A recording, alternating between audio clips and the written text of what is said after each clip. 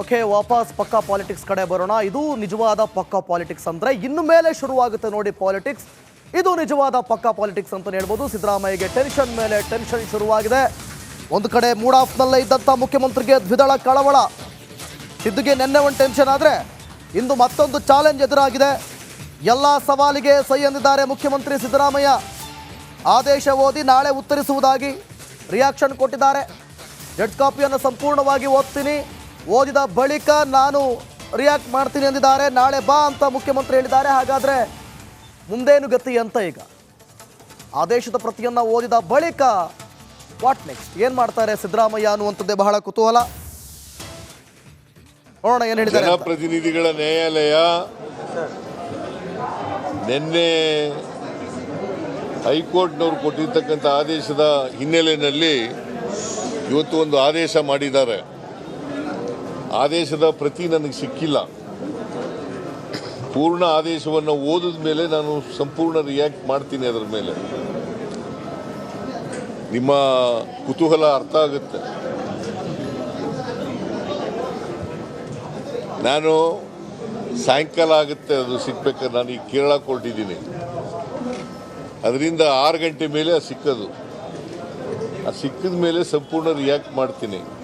ಈಗಾಗಲೇ ನೆನ್ನೆ ಹೇಳಿದ್ದೀನಿ, ನಾವು ಇನ್ವೆಸ್ಟಿಗೇಷನ್ನು ಎದುರಿಸಲಿಕ್ಕೆ ತಯಾರ. ಕೂಡ ಹಗರಣ ಮುಖ್ಯಮಂತ್ರಿ ಸಿದ್ದರಾಮಯ್ಯಗೆ ಉರುಳಾಗೋ ಎಲ್ಲಾ ಲಕ್ಷಣಗಳು ಕೂಡ ಕಾಣ್ತಿವೆ. 2 ದಿನಗಳಲ್ಲಿ ಸಿಎಂಗೆ 2 ಶಾಕ್ ಎದುರಾಗಿದ್ದು ಲೋಕಾಯುಕ್ತ ತನಿಖೆಗೆ ಕೋರ್ಟ್ ಗ್ರೀನ್ ಸಿಗ್ನಲ್ ಕೊಟ್ಟಿದೆ.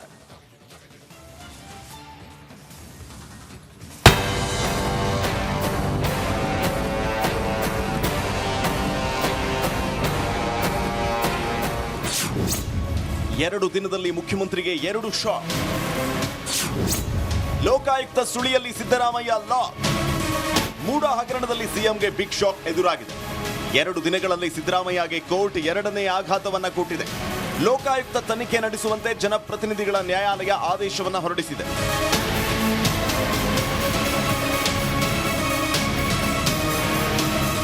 ಹೌದು, ಮೈಸೂರಿನ ಲೋಕಾಯುಕ್ತ ತನಿಖೆಗೆ ಜನಪ್ರತಿನಿಧಿಗಳ ವಿಶೇಷ ಕೋರ್ಟ್ ಆದೇಶಿಸಿದೆ.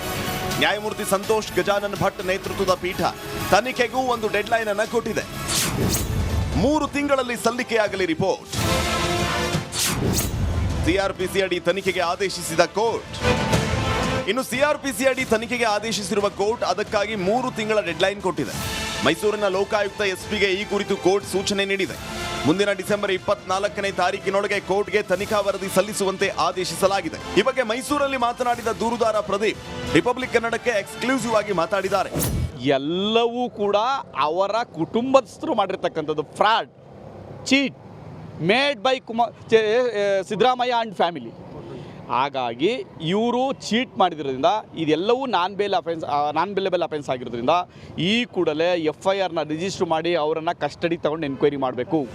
ಅಸಲಿಗೆ ಲೋಕಾಯುಕ್ತ ತನಿಖೆ ನಡೆಸಲು 6 ತಿಂಗಳಿಗೆ ಅವಧಿ ನೀಡುವಂತೆ ನ್ಯಾಯಾಧೀಶರು ಆದೇಶಿಸ್ತಾ ಇದ್ರು. ಆದರೆ ಈ ಮಧ್ಯೆ ವಕೀಲರು 3 ತಿಂಗಳಲ್ಲಿ ವರದಿ ಸಲ್ಲಿಸುವಂತೆ ಮನವಿಯನ್ನ ಮಾಡಿದ್ರು. ಇದನ್ನ ಪುರಸ್ಕರಿಸಿದ ಕೋರ್ಟ್ 3 ತಿಂಗಳಲ್ಲಿ ವರದಿ ಸಲ್ಲಿಸುವಂತೆ ಸೂಚನೆ ನೀಡಿದೆ. ಇದು ರಾಜಕೀಯದಲ್ಲಿ ಕೋಲಾಹಲ ಸೃಷ್ಟಿಸಿದೆ. Bureau report, republic Kannada.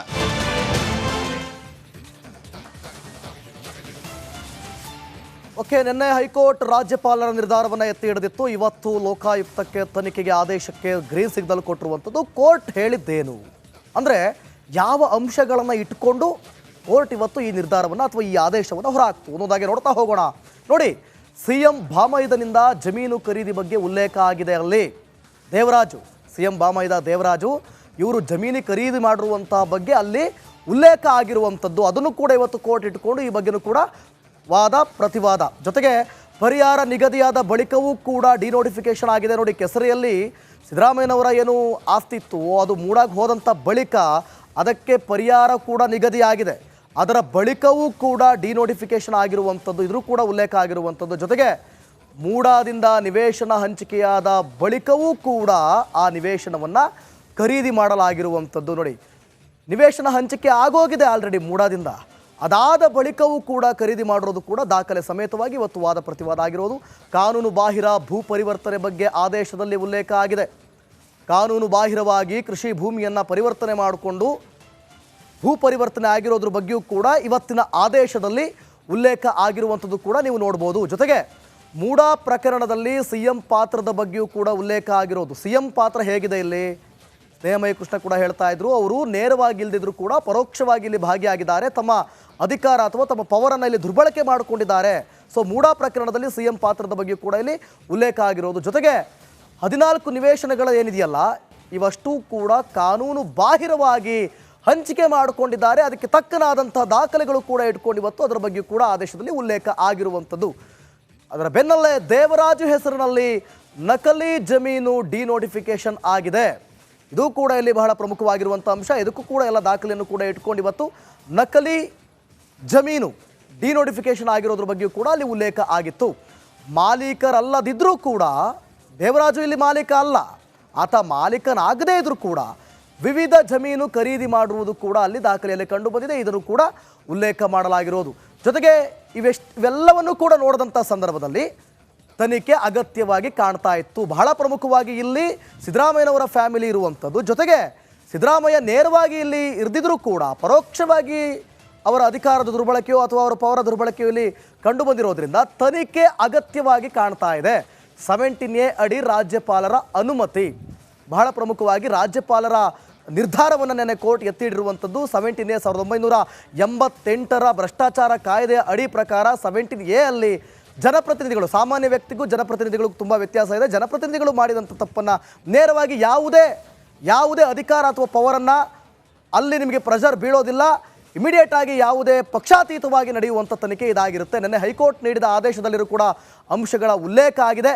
ಯಾವ ಅಂಶಗಳ ತನಿಖೆ ಅಗತ್ಯ ಎಂಬುದರ ಬಗ್ಗೆಯೂ ಕೂಡ ಈಗ ಉಲ್ಲೇಖ ಮಾಡಿ ಕೊನೆಗೆ ಕೋರ್ಟ್ ನಿರ್ಧಾರವನ್ನು ಮಾಡುತ್ತೆ, ಆದೇಶವನ್ನು ಹೊರಡಿಸುತ್ತೆ, ಲೋಕಾಯುಕ್ತಕ್ಕೆ ತನಿಖೆ ಮಾಡೋದಕ್ಕೆ ಗ್ರೀನ್ ಸಿಗ್ನಲ್ ಕೊಡುತ್ತೆ. ಎಸ್, ಕಾಂಗ್ರೆಸ್ ಸರ್ಕಾರಕ್ಕೆ ಈಗ ಶುರುವಾಯ್ತಾ ಸಂಧಿಕಾಲ ಅನ್ನುವಂಥ ಪ್ರಶ್ನೆ. ಸಿದ್ದರಾಮಯ್ಯ ರಾಜೀನಾಮೆಗೆ ಮೇಲಿಂದ ಮೇಲೆ ಒತ್ತಡ ಹೇರ್ಬರ್ತಾ ಇದೆ. ಹೈಕೋರ್ಟ್ ದ್ವಿಸದಸ್ಯ ಪೀಠದ ತೀರ್ಪಿನ ಮೇಲೆ ಲೆಕ್ಕಾಚಾರ. ಈಗ ಕುರ್ಚಿ ಖಾಲಿ ಮಾಡ್ತಾರಾ ಅಥವಾ ಟಕ್ಕರ್ ಕೊಡ್ತಾರಾ? 2 ಆಪ್ಷನ್ ಇದೆ. ಈಗ ರಾಜ್ಯ ಸರ್ಕಾರ ವೀಕ್ ಆಗುತ್ತಾ ಇಲ್ಲ ಶೇಕ್ ಆಗುತ್ತಾ?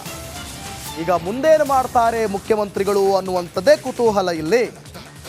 ನೋಡಿ, ಯಾವಾಗ ಲೋಕಾಯುಕ್ತಕ್ಕೆ ತನಿಖೆ ಮಾಡೋದಕ್ಕೆ ಆದೇಶ ಆಯಿತು, ಇದು ವಿಪಕ್ಷಗಳಿಗೆ ಅತಿ ದೊಡ್ಡ ಅಸ್ತ್ರ ಆಗೋಯ್ತು.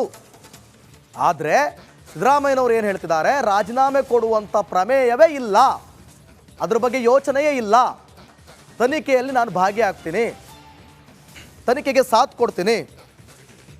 ಸೊ ಹಾಗಾಗಿ ಏನು ಮಾಡ್ತಾರೆ ಸಿದ್ದರಾಮಯ್ಯನವರಿಗೆ? ಆಪ್ಷನ್ ಏನಿದೆ, ಮುಂದೇನು ಮಾಡ್ಬೋದು? ಓಕೆ, ಸರ್ಕಾರಕ್ಕೆ ಸಂಧಿ ಕಾಲ. ಸಿದ್ದರಾಮಯ್ಯ ಏನು ಮಾಡ್ತಾರೆ ಬನ್ನಿ, ಈ ಬಗ್ಗೆ ಇಂಚಿಂಚಾಗಿ ನೋಡ್ತಾ ಹೋಗೋಣ. ಈಗಾಗಿರೋದು ಹೈಕೋರ್ಟ್ ವಿಭಾಗೀಯ ಪೀಠದಲ್ಲಿ ವಿಚಾರಣೆ. ಇದು ಏಕಸದಸ್ಯ ಪೀಠ. ಇಲ್ಲಿ ಒಂದೇ ಜಡ್ಜ್ ಇರ್ತಾರೆ, ಅವರೇ ತೀರ್ಮಾನವನ್ನು ತೆಗೆದುಕೊಂಡಿರೋದು.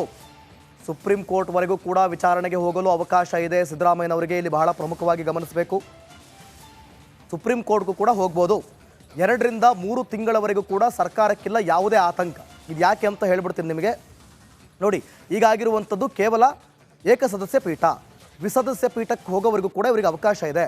ಅಲ್ಲಿಂದ ಅಲ್ಲಿವರೆಗೂ ಇವರು ಮೇಲ್ಮನವಿ ಸಲ್ಲಿಸೋದಕ್ಕೂ ಕೂಡ ಸುಮಾರು 2 ರಿಂದ 3 ತಿಂಗಳವರೆಗೂ ಕೂಡ ಅವಕಾಶ ಇರುತ್ತೆ. ಸೊ ಅಲ್ಲಿವರೆಗೂ ಸರ್ಕಾರ ಬೀಳೋದಾಗಲಿ ರಾಜೀನಾಮೆ ಕೊಡೋದಾಗಲಿ ಯಾವುದೇ ಪ್ರಮೇಯ ಇಲ್ಲ. ಸೊ ಯಾವುದೇ ಆತಂಕ ಇಲ್ಲ. ಹೈಕೋರ್ಟ್ ಏಕಸದಸ್ಯ ಪೀಠದ ತೀರ್ಪನ್ನು ಎತ್ತಿ ಹಿಡಿದಂಥ ಹಿನ್ನೆಲೆಯಲ್ಲಿ ಮುಂದೆ ದ್ವಿಸದಸ್ಯ ಪೀಠಕ್ಕೂ ಕೂಡ ಹೋಗುವಂಥ ಸಾಧ್ಯತೆ. ಅಲ್ಲಿ 2 ಜಡ್ಜ್ ಇರ್ತಾರೆ. ಕೂಲಂಕುಷವಾಗಿ ಮತ್ತಷ್ಟು ಅಧ್ಯಯನ ಆಗುತ್ತೆ. CM ಸಿದ್ದರಾಮಯ್ಯರಿಗೆ ನೈತಿಕತೆಯ ಪ್ರಶ್ನೆ. ನೋಡಿ, ಇಲ್ಲಿ ಈಗ ಇರೋದು ಪಾಯಿಂಟ್ ಇರೋದೇ ಇಲ್ಲಿ. CM ಸಿದ್ದರಾಮಯ್ಯರಿಗೆ ನೈತಿಕತೆಯ ಪ್ರಶ್ನೆ ಎದುರಾಗುತ್ತೆ. ನೈತಿಕತೆಯ ಜವಾಬ್ದಾರಿಯನ್ನು ಹೊತ್ತು ನೀವು ರಾಜೀನಾಮೆ ಕೊಡಿ, ತನಿಖೆಗೆ ಸಹಕರಿಸಿ ಅನ್ನುವಂಥ ಪ್ರೆಷರ್ ಜಾಸ್ತಿ ಆಗ್ಬೋದು.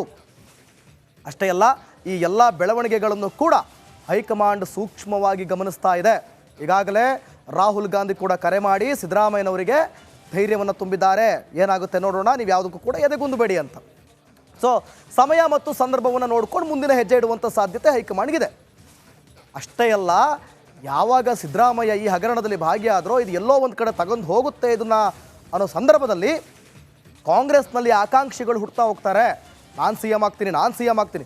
ಈಗ ಈ ಒಂದು ಆದೇಶದ ಬಳಿಕ CM ಆಕಾಂಕ್ಷಿಗಳು ಸದ್ಯಕ್ಕೆ ತಮ್ಮ ಅಭಿಲಾಷೆ ಹೊರಹಾಕಕ್ಕೆ ಹೋಗೋದಿಲ್ಲ. ಯಾಕೆ ಅಂತಂದರೆ ಅವಕಾಶ ತಪ್ಪುವಂಥ ಸಾಧ್ಯತೆ ಇದೆ. ಹಾಗಾಗಿ ಯಾರು ಕೂಡ ಮಾತನಾಡೋದಕ್ಕೆ ಸಾಧ್ಯ ಇಲ್ಲ ಅಂತ ಕಾಣುತ್ತೆ. ನೋಡೋಣ, ಹಾಗೇನಾದರೂ ಮಾಡಿದ್ರೆ ಮುಂದೆ ಅವಕಾಶ ಕೈ ತಪ್ಪುವಂಥ ಅಪಾಯ ಹೆಚ್ಚಾಗಿ ಕಂಡು ಬರ್ತಾ ಇದೆ. ಹೈಕೋರ್ಟ್ ತೀರ್ಪು ಪ್ರತಿಪಕ್ಷಗಳಿಗೆ ಭಾರಿ ಅಸ್ತ್ರ ಸಿಕ್ಕಂತೆ ಆಗಿದೆ. ಈಗ ಈಗಾಗಲೇ ವಿಜಯೇಂದ್ರ ಹೇಳ್ತಾ ಇದ್ರು, ರಾಜೀನಾಮೆ ಕೊಡ್ರಿ, ರಾಜೀನಾಮೆ ಕೊಟ್ಟು ತನಿಖೆಗೆ ಸಹಕರಿಸಿ ಅಂತ ಹೇಳ್ತಾ ಇದ್ರು. ಪ್ರತಿಪಕ್ಷಗಳ ಅಸ್ತ್ರಕ್ಕೆ ಪ್ರತ್ಯಾಸ್ತ್ರ ರೂಪಿಸಲು ಕಾಂಗ್ರೆಸ್ ಪಡೆ ಸಿದ್ಧತೆ. ಅದು ಯಾವ ರೀತಿ ಸಿದ್ಧತೆ ಮಾಡ್ಕೋಬೇಕು? ರಾಜೀನಾಮೆ ಕೊಟ್ಟು ತನಿಖೆಯಲ್ಲಿ ಭಾಗಿಯಾಗ್ತಾರಾ, ಅಥವಾ ರಾಜೀನಾಮೆ ಕೊಡದೆಯೇ ನಾನು ತನಿಖೆಯಲ್ಲಿ ಭಾಗಿಯಾಗ್ತೀನಿ ಅಂತಾರ, ಅಥವಾ ಬೇರೆ ಬೇರೆ ಅಸ್ತ್ರಕ್ಕೆ ಪ್ರತ್ಯಾಸ್ತ್ರಗಳನ್ನು ರೂಪಿಸಿಕೊಂಡು ವಿಪಕ್ಷಗಳಿಗೆ ಟಾಂಗ್ ಕೊಡೋದಕ್ಕೆ ಸಿದ್ಧ ಮಾಡ್ಕೊಳ್ತಾರಾ? ಇವೆಲ್ಲವೂ ಕೂಡ ಕುತೂಹಲ ಆಗಿ ಉಳ್ಕೊಂಡಿದೆ. ಕಾದು ನೋಡಬೇಕು ಯಾವ ರೀತಿಯಾಗಿ ಪ್ರತ್ಯಾಸ್ತ್ರವನ್ನು ಉಪಯೋಗಿಸ್ತಾರೆ ಅಂತೇಳಿ. ಒಂದಷ್ಟು ಜನ ಕಾಂಗ್ರೆಸ್ನಲ್ಲಿ ಲೀಡರ್ಸ್ ಮಾತನಾಡಿದ್ದಾರೆ, ಪರಮೇಶ್ವರ್ ಮಾತನಾಡಿದ್ದಾರೆ, ಏನು ಹೇಳಿದ್ದಾರೆ ನೋಡೋಣ ಬನ್ನಿ. ತನಿಖೆ ಮಾಡೋದ್ರಲ್ಲಿ ನಾವು ಇವತ್ತು ಅವರು ತೀರ್ಪು ಕೊಟ್ಟಿದ್ದಾರೆ, ಅದರ ಬಗ್ಗೆ ಪ್ರಶ್ನೆ ಮಾಡೋದನ್ನು ಕೋರ್ಟಲ್ಲಿ ಡಬಲ್ ಬೆಂಚಲ್ಲಿ ಮತ್ತೊಂದು ಮಾಡ್ತೀವಿ, ಅದು ಬೇರೆ ವಿಚಾರ. ಆದರೆ ಮುಖ್ಯಮಂತ್ರಿಗಳನ್ನು ಅವರೇ ಹೇಳಿದ್ರಲ್ವಾ, ಅವರೇ ಹೇಳಿದ್ದಾರೆ ಬೇರೆ ಬೇರೆ ವಕೀಲರು ಆರ್ಗ್ಯುಮೆಂಟ್ಗಳು ಮಾಡುವಂಥ ಸಂದರ್ಭದಲ್ಲಿ ಮಾನ್ಯ ನ್ಯಾಯಾಧೀಶರೇ ಹೇಳಿದ್ರು, ಏನ್ರಿ ಇದರಲ್ಲಿ ಮುಖ್ಯಮಂತ್ರಿಗಳ ಪಾತ್ರ ಏನಿದೆ ಅನ್ನೋದನ್ನು ಹೇಳಿ, ನೀವು ಯಾರೂ ಹೇಳ್ತಾ ಇಲ್ವಲ್ಲ ಅಂತೇಳಿ ಅವರೇ ಹೇಳಿದ್ದಾರೆ. ಅದ್ರ ಬಗ್ಗೆ ಒಂದೇ ಒಂದು ಶಬ್ದ ಇಲ್ಲ. ಇದು ಮುಖ್ಯಮಂತ್ರಿಗಳ ಪಾತ್ರ ಏನು ಅನ್ನೋದನ್ನು ಅವ್ರು ಹೇಳಬೇಕಲ್ಲ ಜಡ್ಜ್ಮೆಂಟಲ್ಲಿ, ಅದು ಎಲ್ಲೂ ಕಾಣಲಿಲ್ಲ. ಅವರು ನಿಲ್ತಾರ, ಇಲ್ಲ ಗಾಳಿಗೆ ಹಾರಿ ಹೋಗ್ತಾರೆ. ಹಂಗೆ ರಾಜಕೀಯದಲ್ಲಿ ಯಾರು ಎಷ್ಟು ಗಟ್ಟಿ ಗಾಳಿ ತಡ್ಕೋತಾರ ಅವರು ನಿಲ್ತಾರ, ಇಲ್ಲ ಗಾಳಿಗೆ ಹಾರಿ ಹೋಗ್ತಾರೆ. ಹಂಗೆ ಹೇಳೋದು ಕರೆಕ್ಟೇ. ಒಂದು ಸಲ ತೂಕ ಕಡಿಮೆ ಇದ್ರೆ ಗಾಳಿಯಲ್ಲಿ ಹಾರ್ತಾರೆ, ತೂಕ ಹೆಚ್ಚಿದ್ರೆ ನಿಲ್ತಾರೆ. ಇವರು ತೂಕ ಹೆಚ್ಚಿದೆ, ಗಾಳಿಯಲ್ಲಿ ನಿಂತಿದ್ದಾರೆ. ನನಗೂ ಆಗ್ತೈತೆ, ಹೇಳಲಿಕ್ಕೆ ಆಗೋಲ್ಲ. ಅವ್ರಿಗೆ ಆ ಶಕ್ತಿ ಇದೆ ಅಂತ ಎಲ್ಲರೂ ಇವತ್ತು ತಡ್ಕೊಳ್ಳೋ ಶಕ್ತಿ ಇದೆ ಅವ್ರಿಗೆ, ಅದಕ್ಕೆ ನಿಂತಿದ್ದಾರೆ.